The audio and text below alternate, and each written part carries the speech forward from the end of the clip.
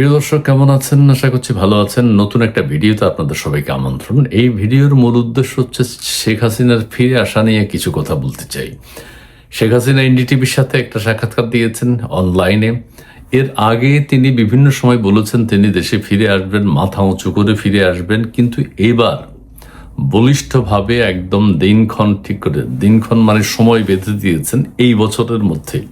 এই বছরের আর বেশি দিন নেই এবং এই কথাটা নিয়ে এখন কিন্তু সারা বাংলাদেশে আলোচনা হচ্ছে। কি হতে যাচ্ছে, কি হবে, শেখ হাসিনা কি সত্যিই ফিরবেন? সরকারের ভিতরে আলোচনা, জামাতের ভিতরে আলোচনা, এনসিপির ভিতরে আলোচনা, ব্যারিস্টার ফুয়াদ, ব্যারিস্টার শাহরিয়ার কবিরের কম্পন। আচ্ছা, শেখ হাসিনা ফিরে আসার প্রাসঙ্গিকতা কি? দেশে এখন যে কালচার চলছে, মব কালচার চলছে, যে হত্যাকাণ্ড চলছে, যে গুম খুন চলছে, যে দুর্নীতি লুটপাট চলছে, এগুলো থেকে দেশবাসীকে পরিত্রাণ করবার জন্য আওয়ামী লীগকে ফিরতে হবে, শেখ হাসিনাকে ফিরতে হবে। শেখ হাসিনা এনডিটিভির সাথে কি বলেছেন? এনডিটিভির সাথে অনলাইনে সাক্ষাৎকারে তিনি বলেছেন তিনি এই বছরই দেশে ফিরবেন। এটা একটা আলোচনা। আমরা কেউ বিশ্বাস করেছি, কেউ অবিশ্বাস করেছি, কিন্তু তার একটা অডিও ভাইরাল হচ্ছে। তিনি অনলাইনে বক্তব্য দিয়েছেন।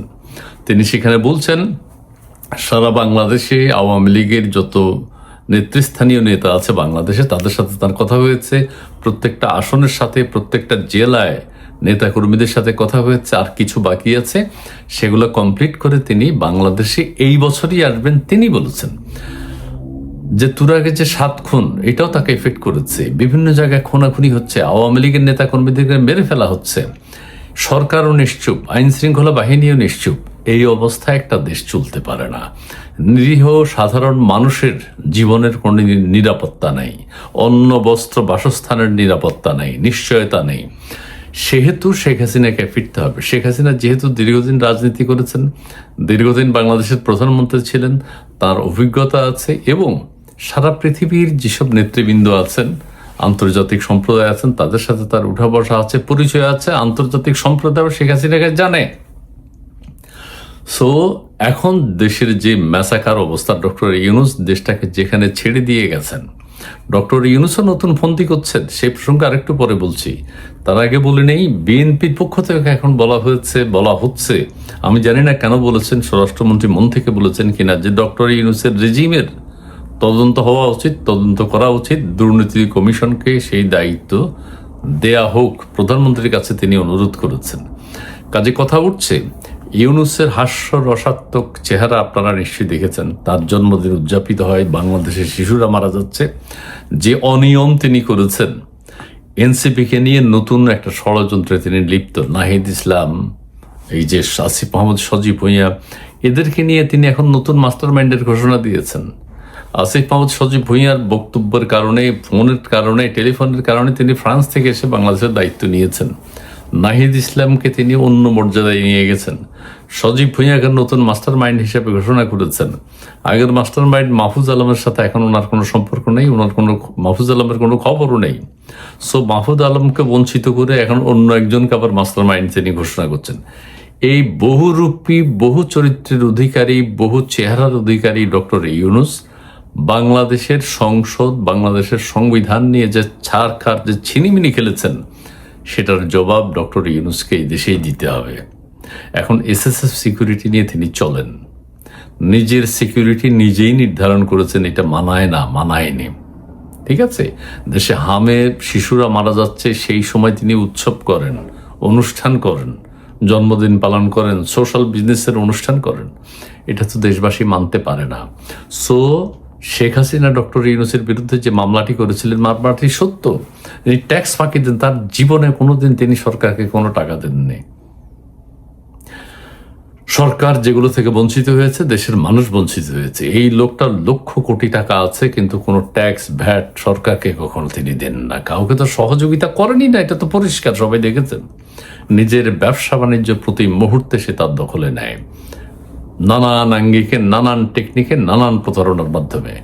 সো সমস্ত প্রতারণা, সমস্ত টেকনিক, সমস্ত ধ্বংস, জামাতে ইসলাম, রাজাকার, শিবির, বিএনপির যে স্বাধীনতার বিরুদ্ধে এখন বিএনপির যে ভূমিকা, নড়বড়ে অবস্থান, জঙ্গিবাদের পক্ষে তাদের যে অবস্থান, এবং বাংলাদেশে যে জঙ্গিবাদের উত্থান হয়েছে। এখানে আরেকটা কথা বলি, বাংলাদেশ কিন্তু এখন জঙ্গিতে ছেয়ে গেছে।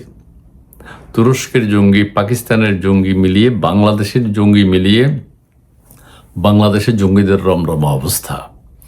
জঙ্গিদেরকে ইউনূস সাহেব আবার জেল থেকে ছেড়ে দিয়েছেন। সমস্ত জঙ্গি বাংলাদেশে কি হচ্ছে আপনারা জানেন। মানুষের স্বাভাবিক জীবনযাপনের কোনো অধিকার এখন নেই। খেলাধুলা, শিল্প, সাহিত্য, সংস্কৃতি, ধর্ম সমস্ত কিছু তারা ধ্বংস করে দিচ্ছেন। ইসলাম ধর্মকে তারা একদম টেনে হিঁচড়ে নিচু জায়গায় নিয়ে আসেন। বঙ্গবন্ধুর সাথে নবীজিকে তুলনা করেন, হযরত ইব্রাহিম আলাইহিস সালামের সাথে বঙ্গবন্ধুকে তুলনা করেন, জাতির পিতা। ঠিক না। খেলাধুলার সাথে ইসলামকে যুক্ত করেন। ইসলামের কথা বলে আপনি কি খেলা থামাতে পেরেছেন? পারেননি। বিগত 54 বছরের তুলনায় বর্তমান সময়ে 56 বছরে বাংলাদেশ জঙ্গিবাদে একেবারে ছেয়ে গেছে। এই বাংলাদেশকে উদ্ধার করতে হলে শেখ হাসিনার দরকার। শেখ হাসিনা এখন নিজের মুখে যে কথাটি বলেছেন সেটাই যেন সত্য হয়, সেটাই যেন বাস্তব হয়, এবং দেশের মানুষ কিন্তু অধীর আগ্রহে অপেক্ষা করছে। কাজে শেখ হাসিনাকে দেশের মানুষের আবেগ অনুভূতিকেও গুরুত্ব দিতে হবে। এখন যেহেতু তিনি তার মুখেই বলেছেন তিনি দেশে ফিরবেন এবং এই বছরই ফিরবেন, সেই দিনটির জন্য দেশের মানুষ অপেক্ষা করছে। ঠিক আছে?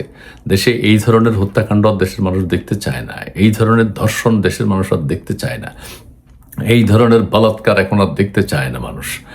আপনার আরেকটা জিনিস, জামাতের প্রত্যেকটা নেতা এই যে সরকারের যে বাজেট থাকে সেই বাজেটগুলো তাদের নিজের আত্মীয় স্বজনের নাম ঢুকিয়ে দিয়েছে। এই জামাত বলছে আমরা কখনো সরকারি গাড়ি নেব না, সরকারি বাড়ি নেব না, কিন্তু সরকারি গাড়ি, বাড়ি, ফ্রিজ, এয়ার কন্ডিশন এখন সব চায়। এই জামাত এখন তাদের আত্মীয়দেরকে বিভিন্ন জায়গায় বসাচ্ছে, বিভিন্ন কমিটি সমিতিতে, বিভিন্ন সরকারি ফান্ডের প্রকল্পে তাদেরকে শীর্ষ করে দিচ্ছে। সো দেশে যে লুটপাট হয়েছে, আরেকটা বিষয় আপনারা জানেন যে গত 2025 সালে সুইস ব্যাংকে বা বিভিন্ন দেশে বাংলাদেশ থেকে সবচেয়ে বেশি টাকা গেছে। তো এই দুর্নীতি, এই দুরাচার, এই শিষ্টাচার বহির্ভূত কাজ, একটা শিষ্টাচার বহির্ভূত জাতি তৈরি করা, এটা আমরা কখনো দেখতে চাই না। এটা স্বাভাবিক মানুষ, সাধারণ মানুষ, সচেতন মানুষ বাংলাদেশের এটা মানবে না, মানতে চায় না। সো স্বাধীনতা, মুক্তিযুদ্ধ আজ ধূলিসাৎ, এটা তো গন কেস। সেনাবাহিনী থেকে শুরু করে সর্বস্তরে এক ধরনের ধ্বংস এসে গেছে। সো সমস্ত কিছুর মূল উৎপাটন করার জন্য স্বাধীনতার সার্বভৌমত্বের পক্ষে, বাংলাদেশের পক্ষে যারা মানুষ, যে রাজনৈতিক দল, আওয়ামী লীগ এবং শেখ হাসিনাকে দেশের মানুষ আবার চায়। শেখ হাসিনা ফিরে আসুন, এটাই দেশবাসীর প্রত্যাশা, এটাই দেশের মানুষ চায়, এটাই এখন খুবই প্রয়োজন, এটাই এখন দেশের জন্য জরুরি। ধন্যবাদ।